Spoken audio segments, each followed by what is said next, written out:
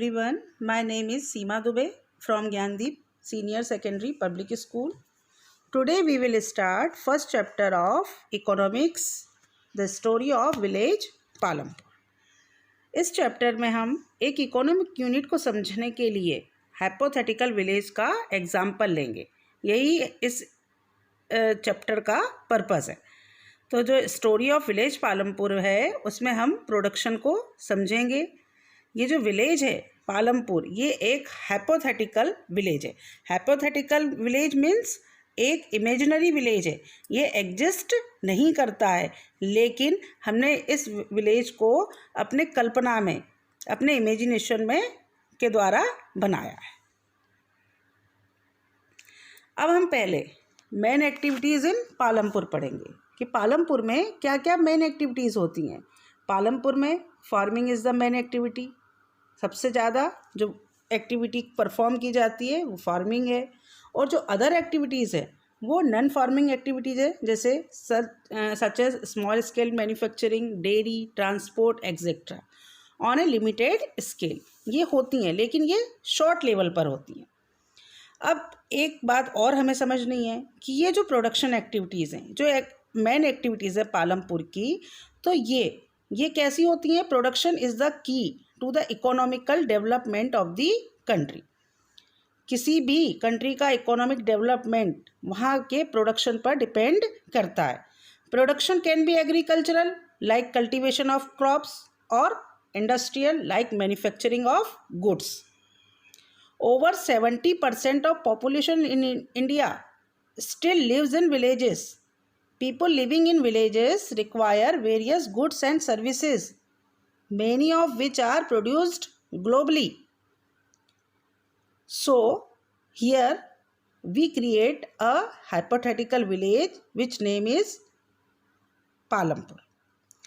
A village is a good place to understand process of production. These production, ये जो हम बार बार बात कर रहे हैं प्रोडक्शन की, these production activities need various types of resources. ये जो प्रोडक्शन एक्टिविटीज़ हैं इनको बहुत सारे रिसोर्सेज की आवश्यकता होती है, जैसे natural resources, man made items, human efforts, money etcetera. और ये जो प्रोडक्शन एक्टिविटीज़ है जो किसी भी गांव में या फिर हमारे हाइपोथेटिकल विलेज पालमपुर में हो रही हैं, इनको हमने 2 पार्ट्स में डिवाइड किया है. पालमपुर में 2 टाइप्स ऑफ प्रोडक्शन एक्टिविटीज़ होती हैं. Number 1 is farm activities, number 2 is non farm activities. तो यहाँ पर हमें एक बात ध्यान रखनी है, farming is the main activity in Palampur. Palampur में जो सबसे ज़्यादा एक्टिविटी परफॉर्म की जाती है वो है farming. Whereas several other activities, उसके अलावा भी कई सारी अदर एक्टिविटीज़ होती हैं, जैसे small scale manufacturing, dairy, transport etcetera. These production activities needed various types of resources. ये जो प्रोडक्शन एक्टिविटीज़ हैं इनको कई सारे रिसोर्सेज की आवश्यकता होती है. तो यहाँ पर जो भी प्रोडक्शन एक्टिविटीज़ में इन्वॉल्व होते हैं रिसोर्स, वो होते हैं 4 टाइप्स के. Number 1 is land, number 2 is labor, number 3 is physical capital, and number 4 is human capital. Land is a fixed capital. हमेशा याद रखना, land is fixed. हम लैंड एरिया को, जो बैरन लैंड है, वेस्ट लैंड है, या जैसे फॉरेस्ट एरिया है, इनको हम कन्वर्ट कर सकते हैं कल्टीवेबल लैंड में. फिर हम उनको अपने लिए डिफरेंट टाइप से यूज़ भी कर सकते, लेकिन हम मोर एंड मोर लैंड का क्रिएशन नहीं कर सकते. वो अर्थ पर फिक्स्ड है. तो हमारे पास में जो भी लैंड एरिया है वो कैसा है, फिक्स्ड. तो हमेशा ये बात याद रखनी है कि लैंड एरिया फिक्स्ड होता है. नंबर 2 लेबर 2 टाइप्स की होती है, जो किसी भी टाइप का वर्क परफॉर्म कर सकती है. तो लेबर 2 टाइप की होती है, एक होती है स्किल्ड लेबर और दूसरी होती है अनस्किल्ड लेबर. तो स्किल्ड लेबर वो होती है जो ऑफिस वर्क से रिलेटेड होती है, जो ऑफिशियल वर्क टाइप का कर लेती है, जैसे कि highly educated type of workers को हम स्किल्ड लेबर में रखते हैं. और अनस्किल्ड लेबर जो होती है वो any type of manual work कर सकती है, जो भी जैसे सामान को उठाना, रखना, बनाना, इस तरीके के काम ये अनस्किल्ड लेबर के द्वारा कराए जाते हैं। अब हम बात करते हैं फिज़िकल कैपिटल की। तो ये जो फिज़िकल कैपिटल है ये वो कैपिटल है जिसको हम इन्वेस्ट करते हैं। तो फिज़िकल कैपिटल को अगेन हमने 2 पार्ट में डिवाइड किया है। Number 1 is fixed capital and number 2 is working capital. Fixed capital हम उसको कहते हैं जैसे tools, machines and buildings that can be use in production, जिनको हम प्रोडक्शन में यूज़ करते हैं। एक बार हम इन चीज़ों को बना लेते हैं या ख़रीद लेते हैं तो उसके बाद में हम इनको कई सालों तक, आने वाले कई वर्षों तक हम इनको यूज़ कर सकते हैं। कई बार ये ख़राब भी हो जाते तो हम इनको रिपेयर करके यूज़ कर लेते। तो इनको हम कहते हैं फिक्स्ड कैपिटल। एक बार इनमें हम इन्वेस्ट कर देते हैं तो हम इनको बार बार हमें क्रिएट करने की ज़रूरत नहीं पड़ती है। अब बात करते हैं नंबर 2 वर्किंग कैपिटल की। तो वर्किंग कैपिटल हमें फिनिश्ड गुड बनाने के लिए, जो प्रोडक्शन है उसको कंप्लीट करने के लिए रॉ मटेरियल की ज़रूरत होती है, और उस रॉ मटेरियल को ख़रीदने के लिए हमें मनी की ज़रूरत होती है, रुपये की ज़रूरत होती है। तो जो मनी इन हैंड और रॉ मटेरियल है वो आपका वर्किंग कैपिटल क्रिएट करता है। तो फिजिकल कैपिटल 2 टाइप्स का होता है, fixed capital and working capital. Fix capital को हम एक बार बना लेते हैं तो उसको बार बार हमें बनाने की या ख़रीदने की ज़रूरत नहीं पड़ती है। लेकिन वर्किंग कैपिटल के लिए हमें मनी इन हैंड की ज़रूरत हमेशा रहती है प्रोडक्शन एक्टिविटी करने के लिए, और सामान बनाने के लिए हमें रॉ मटेरियल की भी ज़रूरत होती है। जैसे कि क्ले यूज बाय पॉटर जो पॉट्स बनाता है उसके लिए उसको मिट्टी की ज़रूरत पड़ती है, उसको मिट्टी वो ख़रीदनी पड़ती है तब वो पॉट बनाता है। Yarn use by the weaver, जो बुनाई करने वाले लोग हैं वो अपने लिए जो थ्रेड्स होते हैं या फिर जो ऊन होती है उनको ख़रीदते हैं, तब फिर उससे वो फिनिश्ड गुड बनाते हैं। या फिर example woods use by the carpenter, जो लकड़ी है उसको कारपेंटर फर्नीचर बनाने के लिए ख़रीदता है। तो ख़रीदने के लिए उसको किसकी ज़रूरत पड़ रही है? मनी की। और यहाँ पर जो वुड है या जो क्ले है या फिर जो यार्न है वो क्या है? वो है रॉ मटेरियल। अब हम बात करते हैं 4th ह्यूमन कैपिटल की। We need knowledge and enterprise to be able to put together land, labor and physical capital and produce an output। हमें नॉलेज की और उन सबको एक साथ लेकर चलने वाले माइंड की ज़रूरत होती है, जो लैंड, लेबर और फिज़िकल कैपिटल को एक साथ रखकर उनसे एक्टिविटी परफॉर्म करा सके। मीन्स इनपुट को आउटपुट में क्रिएट कर सके, इनपुट से आउटपुट बना सके, तो उसको हम कहते हैं this is called human capital. उसको हम कहते हैं ह्यूमन कैपिटल। अब हम फिर से आते हैं हमारे विलेज पालमपुर पे। This village has about 450 families belonging to different caste. इस विलेज में 450 फैमिलीज़ रहती हैं जो डिफरेंट कास्ट को बिलोंग करती हैं, जिनमें 80 अपर कास्ट फैमिलीज़ हैं। और ये जो 80 अपर कास्ट फैमिलीज़ हैं इनके पास में गांव का ज़्यादातर गांव की जो ज़मीन है वो इन लोगों के पास में है। देयर हाउसेस क्वाइट लार्ज, उनके घर भी काफ़ी बड़े बड़े हैं और जो ईंट और सीमेंट प्लास्टरिंग से बने हुए हैं। The ACs comprise 1/3 of the population and live in one corner of the village and in smaller houses which are made up of mud and straw।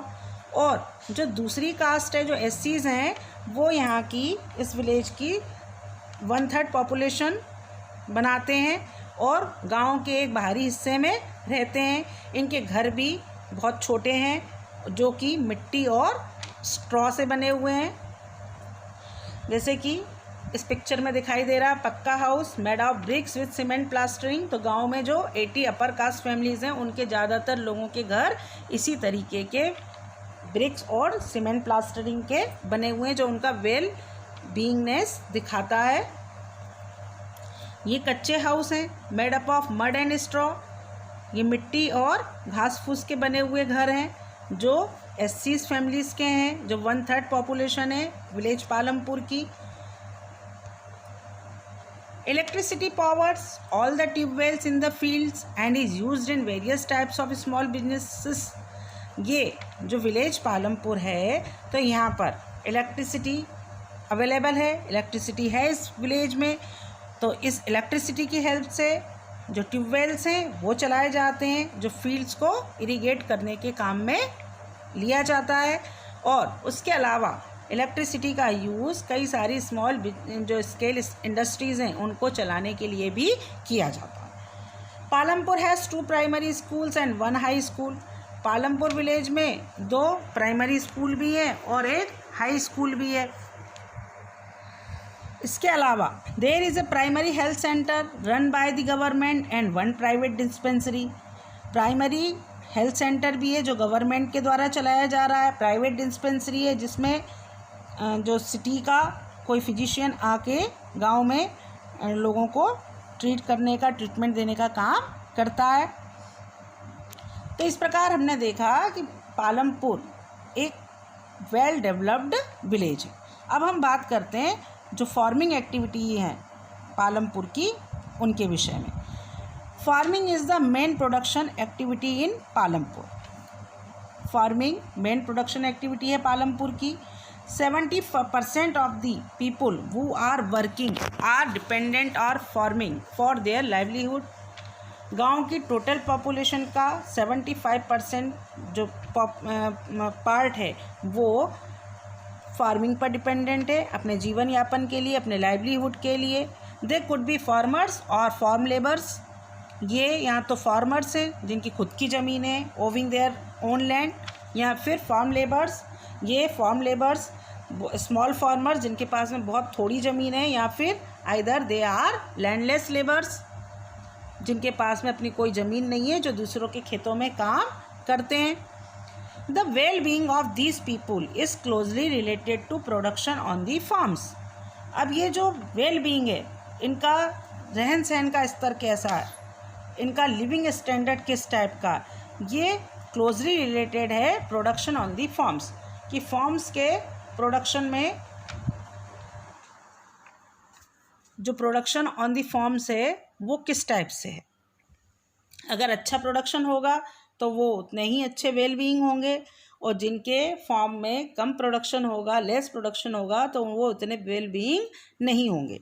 Some of the waste land in the village had been converted to cultivable land.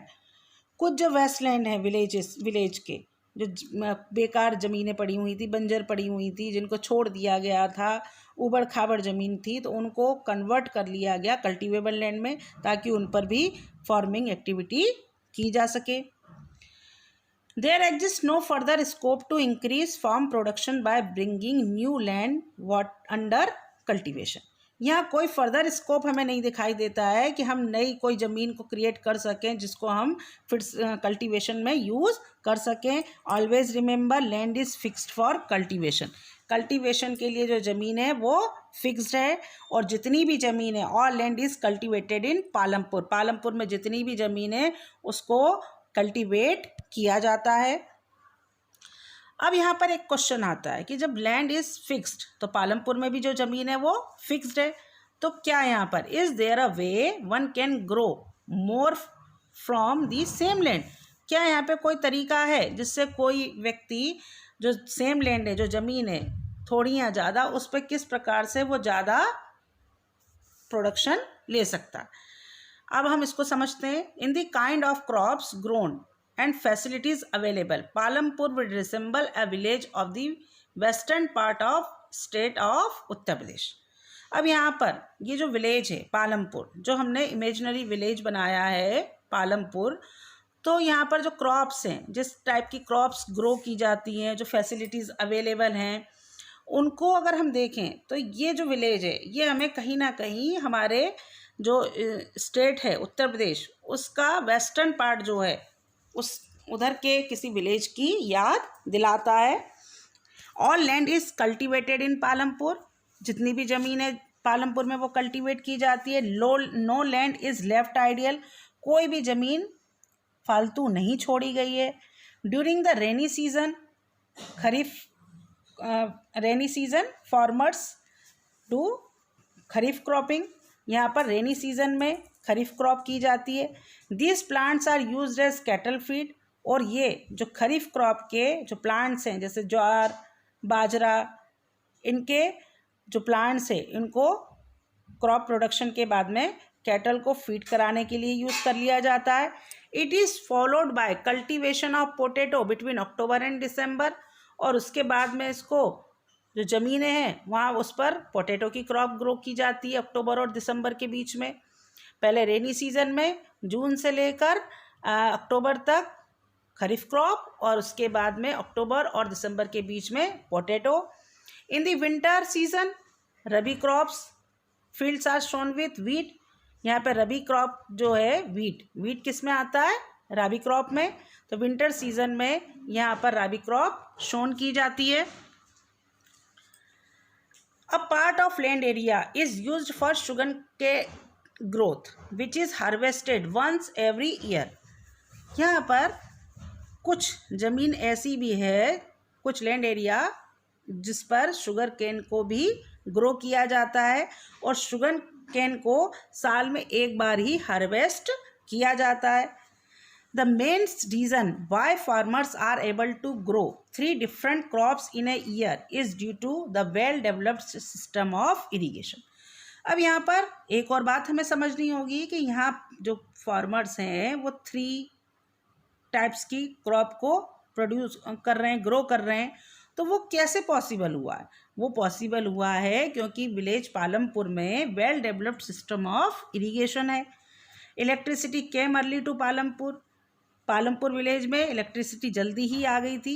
It helps in transformation of irrigation, जिससे यहाँ पर transformation of irrigation हुआ। Transformation of irrigation means जो हम traditional ways से जो irrigation करते थे, जिसमें Persian wheels were till then use by farmers to draw water from the wells and irrigate small fields. Persian wheels को पहले यूज़ किया जाता था फार्मर्स के द्वारा, कुआं में से पानी खींच के, और फिर जो स्मॉल फील्ड्स होते थे थोड़े थोड़े टुकड़ों को, ज़मीन के टुकड़ों को इरिगेट कर लिया जाता था। या फिर वो लोग मानसून पर डिपेंडेंट होते थे कि जब मानसून में बारिश होगी तो उसके द्वारा उनको जो रिक्वायरमेंट है इरिगेशन की वो पूरी कर पाएंगे वो। Soon, however, farmers started setting up private tubewells for irrigation. लेकिन जैसे ही इलेक्ट्रिसिटी आई तो वैसे ही पहले तो गवर्नमेंट की मदद से यहाँ पर ट्यूबवेल लगा, और उसके बाद में फार्मर्स ने अपने खुद के प्राइवेट मीन्स अपने खुद के ट्यूबवेल्स भी लगाने शुरू कर दिए इरिगेशन के लिए। ये देखिए पर्शियन व्हील, इस तरीके से इसको रेड भी बोला जाता है। ये कुएं में ये जो दिख रहा है आपको, ये खांचे से बने हुए, इसको घुमाया जाता है ऑक्सिस की मदद से, और फिर ये पानी निकालते हैं, और ये पानी फिर फील्ड को पहुंचाया जाता था। तो ये बहुत जो है टाइम कंज्यूमिंग मेथड हुआ करता था इरिगेशन का, लेकिन अब ट्यूबवेल हैं और बहुत जल्दी इरिगेशन पॉसिबल हो गया है। ये ट्यूबवेल इरिगेशन है। न्यू टेक्नोलॉजीज़ यूज़ करके हम ज़्यादा दूर दूर तक के जो हमारे फील्ड्स हैं उनको इरिगेट कर सकते हैं आसानी से, और ये सब हुआ है इलेक्ट्रिसिटी की हेल्प से। अब हम बात करेंगे कि हमने पहले पढ़ा कि जो 3 टाइप्स ऑफ क्रॉप्स को शोन किया जाता है विलेज पालमपुर में, तो उसे हम कहते हैं मल्टीपल क्रॉपिंग। अब इसको और अच्छे से समझने के लिए इसकी डेफिनेशन पढ़ेंगे। To grow more than 1 crop on a piece of land during the year is known as multiple cropping. To grow more than 1 crop, एक दिए हुए ज़मीन के टुकड़े पर एक साल में हम अगर मोर देन 1 क्रॉप, एक से ज़्यादा क्रॉप को अगर प्रोड्यूस करते हैं तो हम उसको कहते हैं मल्टीपल क्रॉपिंग। जैसे जो ज़मीन है हमारी उस पर हमने पहले रबी क्रॉप कर ली, ठीक है, उसके बाद में फिर हमने जो जेट क्रॉप होती है जैसे वाटरमेलन, मस्कमेलन, इस टाइप की फार्मिंग कर ली, कुकुम्बर की कर ली, और जब खरीफ सीज़न आया तो उस टाइम पर हमने बाजरा प्रोड्यूस कर लिया। उसके बाद में फिर हमने अक्टूबर से दिसंबर के बीच में पोटैटो ग्रो कर लिया। तो इस तरीके की क्रॉपिंग पैटर्न को हम मल्टीपल क्रॉपिंग पैटर्न कहते हैं। उसके अलावा जो क्वेश्चन था कि जो हमारा जो गिवन पीस ऑफ लैंड है उस पर हम किस तरीके से प्रोडक्शन को बढ़ा सकते हैं। तो उसमें जो नेक्स्ट मेथड है वो है मॉडर्न फार्मिंग मेथड। एक तो हो गई आपकी मल्टीपल फार्मिंग मेथड और दूसरी है modern farming method. The green revolution in the late 1960s introduced the Indian farmer to cultivation of wheat and rice using high yielding varieties HYVS of sheets in the late 1960s। 1960s के year 1960s के last में Indian farmers को एक नई type की variety of, जिसको हम कहते हैं high yielding variety of sheets मिले, जिनके द्वारा उन्होंने एग्रीकल्चरल एक्टिविटी करना शुरू की। HYV seeds however needed plenty of water and also chemical fertilisers. और ये जो high yielding varieties of seeds हैं, इनको ग्रो करने के लिए, इनको उगाने के लिए हमें बहुत ज़्यादा नीडेड प्लेंटी ऑफ वाटर, पानी की बहुत ज़्यादा ज़रूरत होती है। और उसके साथ साथ इनकी देख रेख करने के लिए, इनको किसी भी तरीके का नुकसान ना हो, उसके लिए पेस्टिसाइड्स की भी ज़रूरत होती है, साथ में फर्टिलाइजर्स की भी। जो फर्टिलाइजर्स हैं वो इनको इनकी ग्रोथ में मदद करते हैं। Higher yield were possible only from a combination of HYV seeds, irrigation, chemical fertilisers, pesticide etcetera. तो इस प्रकार से जो गिवन पीस ऑफ लैंड, जो हमारे पास में जो लिमिटेड ज़मीन है, जो फिक्स्ड एरिया है, उस पर फिर हम किस प्रकार से ज़्यादा प्रोडक्शन ले, तो उसमें मॉडर्न फार्मिंग मेथड्स ने या फिर ग्रीन रिवॉल्यूशन ने हेल्प की। और ये हायर यील्ड थी। जो यील्ड का मतलब होता है कि कितना आपके यहाँ पर प्रोडक्शन हुआ। Yield is measured as crop produced on a given piece of land during a single season। Yield को हम मेज़र करते हैं कि ये क्रॉप जो प्रोड्यूस हुई है गिवन पीस ऑफ लैंड पर एक सिंगल सीज़न में, एक सिंगल सीज़न में कितनी क्रॉप का प्रोडक्शन हुआ है, उसको हम कहते हैं यील्डिंग। तो हायर यील्ड जो ज़्यादा उत्पादन है, जो ज़्यादा पैदावार है, वो पॉसिबल हुई है जब से HYV शीट्स और इरिगेशन, केमिकल फर्टिलाइजर्स, पेस्टिसाइड्स को यूज़ किया। इन्हीं सब को जॉइंटली हम कहते हैं modern farming methods. HYV sheets जिनको प्रोसेस किया गया टेक्नोलॉजी के द्वारा, बहुत जो है उनकी प्रोडक्शन जो पावर है उसको इंक्रीज़ किया गया है। और उसके साथ साथ में हमने जैसा कि पढ़ा कि ये जो high yielding varieties of seeds हैं, इनको प्लेंटी ऑफ वाटर की ज़रूरत पड़ती है, तो इनको इरिगेशन की बहुत ज़रूरत होती है, केमिकल फर्टिलाइजर्स की भी ज़रूरत होती है ग्रोथ के लिए, और इनमें किसी भी प्रकार का नुकसान ना हो, कोई कीड़े वगैरह ना लगें, इसलिए पेस्टिसाइड्स की ज़रूरत होती है। The farmers in these region set up tubewells for irrigation and made use of HYV sheets, chemical fertilizers and pesticides in farming। तो ये जो विलेज हैं, ये हमारा जो पालमपुर है, इस पालमपुर विलेज के जो फार्मर्स थे, उन्होंने अपने रीजन में ट्यूबवेल्स तो सेट कर ही लिए थे इरिगेशन के लिए, और अब उन्होंने HYV शीट्स को यूज़ करना स्टार्ट कर दिया था। उसके साथ साथ में केमिकल फर्टिलाइजर्स और पेस्टिसाइड्स को भी। और ये सब क्यों किया जा रहा था? फॉर हायर यील्डिंग, ज़्यादा से ज़्यादा उत्पादन, ज़्यादा से ज़्यादा पैदावार करने के लिए। Traditional seeds needed less irrigation, farmers used cow dung and other natural manure as fertilisers. अब अगर हम बात करें कि ये तो ज़्यादा उत्पादन के लिए लेट 1960s के बाद में किया जाने लगा, तो जो पहले 1960s से पहले क्या किया जाता था? 1960s से पहले जो फार्मर्स थे वो ट्रेडिशनल शीट्स को यूज़ करते थे, जो ये कोई केमिकली प्रोसेस्ड शीट्स नहीं होते थे, टेक्निकली इनको एनहांस नहीं किया गया था। और ये जो शीट्स होते थे, जो प्रोडक्शन में आते थे, उन्हीं को रख लिया जाता था। फार्मर्स काऊ डंग और जो नेचुरल मैन्योर होती थी, जो काऊ डंग वगैरह सब इकट्ठा किया जाता, साल्वर स्टोर जिसको मैन्योर का फॉर्म दे दिया जाता था, जो अपने आप नेचुरल बन जाती, उसके द्वारा उसको फर्टिलाइजर्स के तौर पर यूज़ करते थे। तो इस तरीके से, और ये जो ट्रेडिशनल शीट्स होते थे, इनको लेस इरिगेशन की ज़रूरत पड़ती थी, इनको ज़्यादा पानी की ज़रूरत नहीं होती थी। तो इस प्रकार की मेथड से पहले इरिगेशन होता था। लेकिन मॉडर्न फार्मिंग मेथड्स के आने के बाद में HYV शीट्स को यूज़ किया जाने लगा, इरिगेशन के लिए ट्यूबवेल्स लगाए जाने लगे क्योंकि उसमें प्लेंटी ऑफ वाटर की रिक्वायरमेंट होती है, और HYV शीट्स को के देख रेख के लिए, उनकी प्रोडक्शन को बढ़ाने के लिए केमिकल फर्टिलाइजर्स यूज़ करने लगे। तो इनका क्या इफेक्ट हुआ? Farmers now had greater amount of surplus wheat to sell in the market. अब जो फार्मर्स हैं, अब उनके पास में greater amounts of surplus wheat होने लगा, मीन जो प्रोडक्शन है उनका वो बढ़ गया था।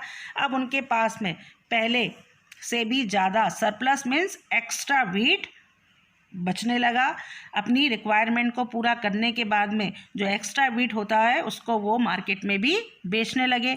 Modern farming methods require the farmer to start with more cash than before. लेकिन ये जो मॉडर्न फार्मिंग मेथड है, इसको परफॉर्म करने के लिए फार्मर को पहले से भी ज़्यादा मोर कैश मीन्स ज़्यादा रुपए की ज़रूरत पड़ने लगी। ये देखिए, ये मॉडर्न फार्मिंग मेथड्स में जो मशीनरी यूज़ की जाती है, इसमें एक तरफ जो पेस्टिसाइड्स वगैरह हैं उनको डाला जा रहा है, एक तरफ कटाई हो रही है और टिलिंग हो रही है फार्म की। तो इस तरीके से ये ट्रैक्टर और मशीन्स का यूज़ किया जाता है।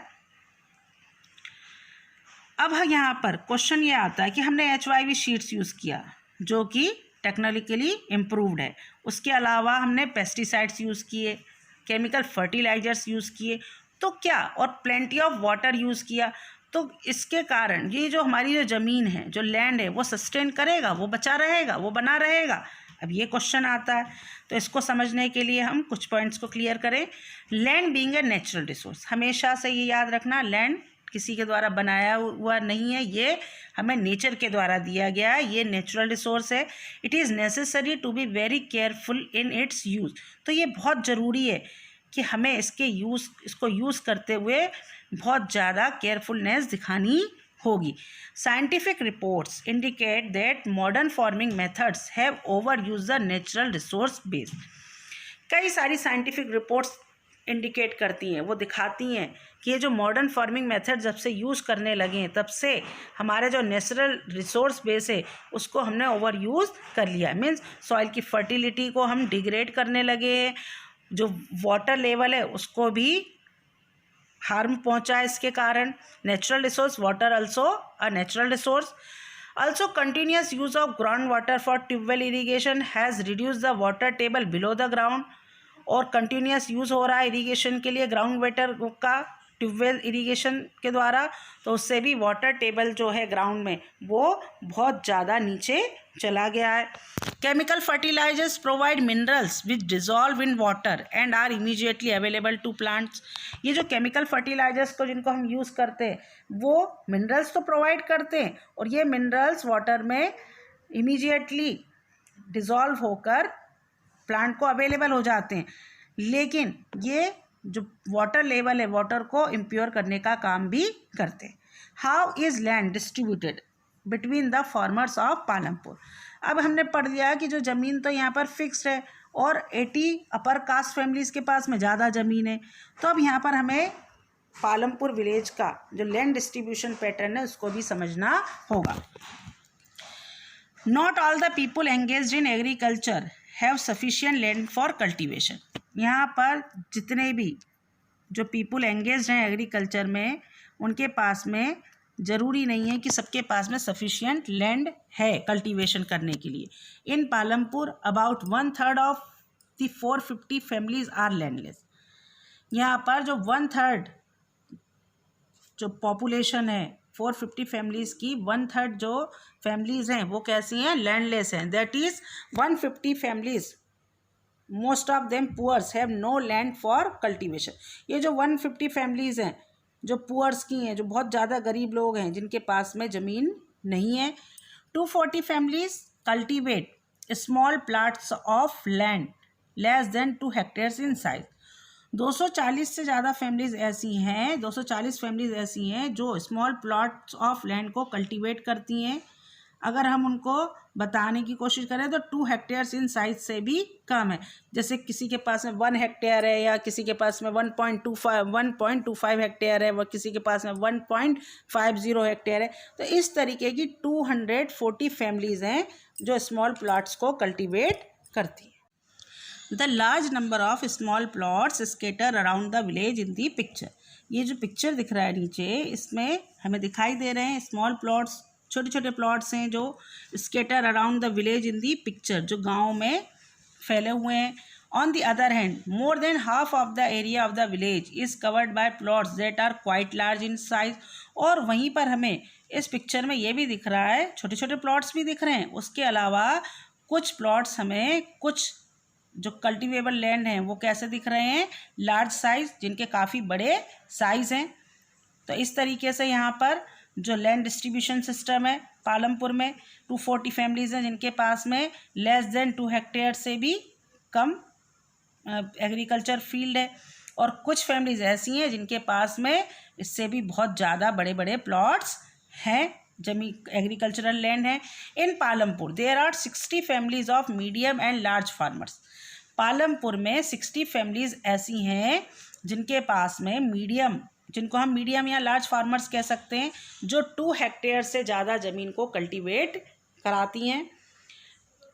अ few of large farmers have land extending over 10 hectares or more. कुछ एक फार्मर्स, लार्ज फार्मर्स ऐसे भी हैं, बड़े किसान ऐसे भी हैं जिनके पास में 10 हेक्टेयर से ज़्यादा ज़मीन कल्टीवेबल लैंड है। अब यहाँ बात करते हैं कि ये तो अभी हमने पढ़ लिया कि लैंड डिस्ट्रीब्यूशन पैटर्न किस टाइप का है। तो अब ये जो खेत हैं इनमें काम कौन करता है? वो विल प्रोवाइड द लेबर।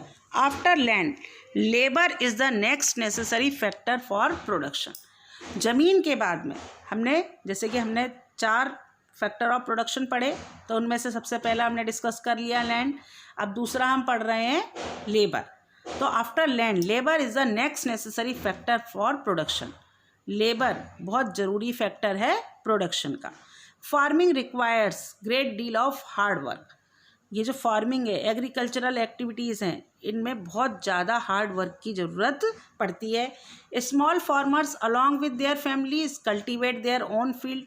ये जो स्मॉल फार्मर्स हैं जिनके पास में 2 हेक्टेयर से भी कम ज़मीन है, तो ये छोटे किसान, स्मॉल फार्मर्स अपनी फैमिली के साथ में ही अपने खेत को, जो एग्रीकल्चरल एक्टिविटीज़ है उनको कर लेते हैं, अपने कल्टीवेशन का काम कर लेते हैं। They provide the labour required for farming themselves. वो अपने खेत में काम करने के लिए जो लेबर की रिक्वायरमेंट है उसको खुद पूरा कर लेते हैं, खुद ही वहाँ पर अपने खेतों में काम कर लेते हैं। या फिर ये लोग, ये जो लेबर हैं, ये दूसरों के खेतों में काम करते हैं। जब दूसरों के खेतों में काम करते हैं तो उनको वहाँ पर मजदूरी मिलती है, जिसको हम कहते हैं वेजेस। तो ये वेजेस, जो वेजेस होते हैं वो कैसे मिलते हैं इनको? वेजेस कैन बी कैश और इन काइंड। ये वेजेस इनको या तो काइंड के रूप में, जैसे किसी ने दाल दे दी, चावल दे दिया, आटा दे दी, गेहूँ दे दिए, इस तरीके के। Sometime labours get meals also. कई बार इनको कैश पेमेंट भी मिलता है और कई बार इनको खाने के रूप में या फिर अदर कमोडिटीज़ के रूप में दिया जाता है। हालांकि हमारी जो गवर्नमेंट है उसने इनके लिए मिनिमम वेज भी फिक्स कर रखा, लेकिन but often labourers get only 30 to 40% of the minimum wages. ये जो लेबर्स हैं इनको 30 से 40% का ही मिनिमम वेज मिलता। इसके पीछे कारण ये है कि the reason is that there is a heavy competition for work among the farm labours. यहाँ पर एक हैवी कॉम्पिटिशन है वर्क, काम का, लेबर्स के बीच में, क्योंकि ज़्यादातर हमने पढ़ा कि जो स्मॉल फार्मर्स हैं जिनके पास में कम छोटे प्लॉट्स हैं, ज़मीनें कम हैं, तो वो अपने खेतों में भी काम करते हैं और दूसरों के खेतों में भी काम कर लेते हैं वो। और उसके अलावा 150 फैमिलीज़ ऐसी हैं जो लैंडलेस हैं, जिनके पास में अपनी ज़मीनें नहीं हैं और उनको लाइवलीहुड के लिए, अपने जीवन यापन के लिए दूसरों के खेतों में काम करना पड़ता है। ये देखिए इस पिक्चर में आपको लेबर्स वर्किंग एग्रीकल्चर फील्ड दिखाई दे रहे हैं। अब यहाँ पर जो इनको वेजेस मिलता है, जो मजदूरी मिलती है लेबर्स को, wages vary widely from region to region. इनके जो वेज हैं उसमें रीजन टू रीजन में भी फ़र्क आता है, फ्रॉम क्रॉप टू क्रॉप। इनको क्रॉप्स जो अलग अलग क्रॉप पर अलग अलग टाइप की मजदूरी मिलती है। From one farm activity to another like sowing and harvesting, इनको काम भी अलग अलग तरीके से मिलता है और उसके साथ साथ में काम की जो मजदूरी है वो भी अलग अलग प्रकार से मिलती है। There is also a wide variation in the duration of employment, साथ में इनकी मजदूरी में ही हमें वेरिएशन नहीं मिलता है, इनके जो ड्यूरेशन ऑफ एम्प्लॉयमेंट है, इनको कितने दिन जो काम है, इनको जो रोज़गार मिल रहा है उसमें भी हमें बहुत बड़ा वेरिएशन दिखाई देता है। There is also a wide variation in the duration of employment, labour might be employed on a daily basis. ये जो लेबर हैं ये या तो डेली बेसिस पर एम्प्लॉयड होते हैं या फिर किसी एक वन पर्टिकुलर फॉर्म एक्टिविटी के लिए, जैसे उनको हार्वेस्टिंग के लिए ही रख लिया गया, और या फिर कई बार ऐसा भी होता है लेबर को पूरे साल के लिए खेतों पर काम करने के लिए हायर कर लिया जाता है। Among the 3 factors of production we found that labour is the most abundant factor of production. हमने लैंड की बात कर ली, लेबर की बात कर ली, और फिज़िकल कैपिटल तो अंडरस्टूड है कि जो टूल्स हैं, मशीन्स हैं, बिल्डिंग्स हैं, जिनको हमने फिक्स कैपिटल का नाम दिया, जो एक बार हमने बना लिए या ख़रीद लिए तो उसको हमें बार बार बनाने की ज़रूरत नहीं पड़ती है। और रॉ मटेरियल और मनी इन हैंड, ये वर्किंग कैपिटल है आपका, जो हर प्रोडक्शन एक्टिविटी में जिसकी ज़रूरत पड़ती है।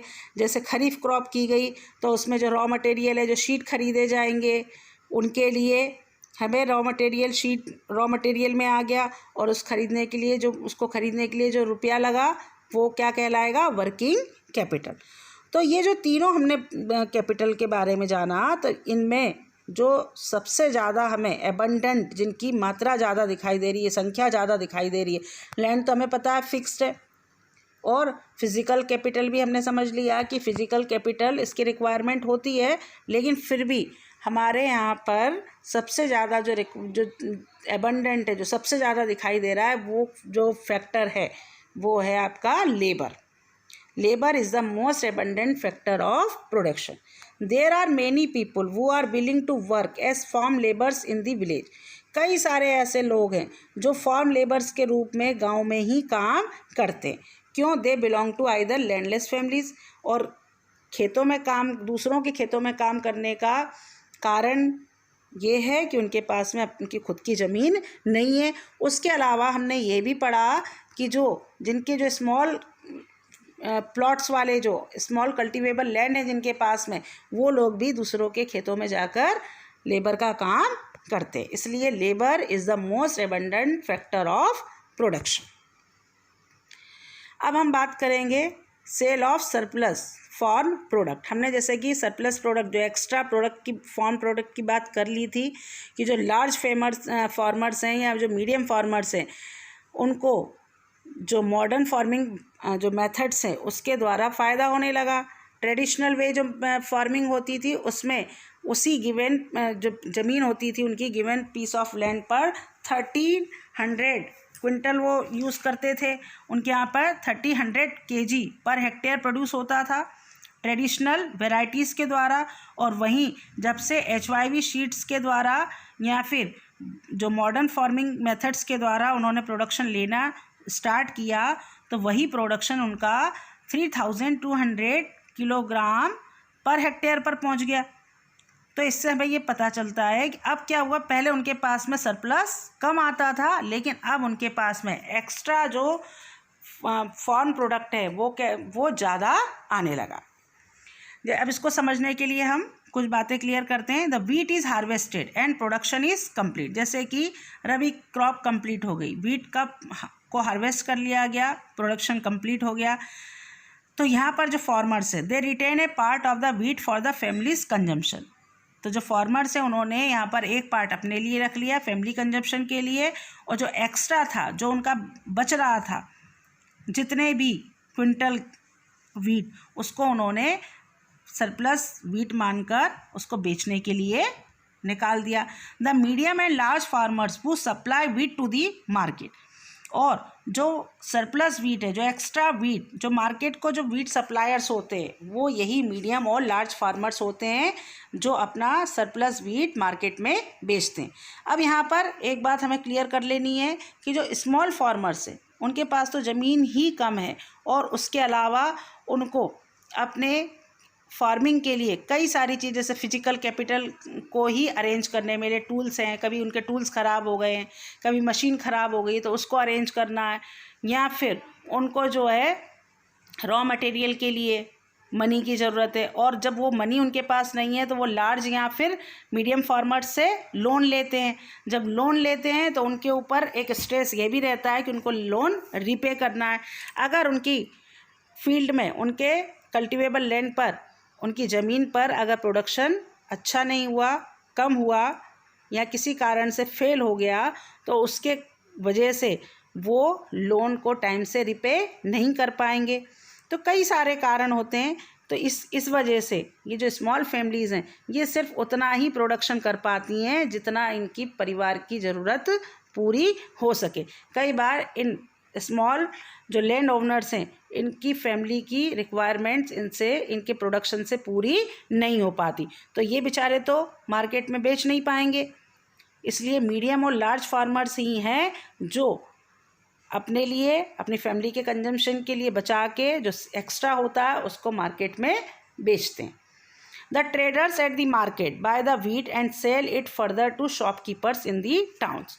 और जो ट्रेडर्स होते हैं मार्केट में वो इनसे एक्स्ट्रा जो भी इनका सरप्लस वीट है उसको ख़रीद लेते हैं और फिर जो शॉपकीपर्स हैं टाउन्स में उनको बेचते हैं, और जो दूसरे दुकानदार हैं उन लोगों को बेचते हैं।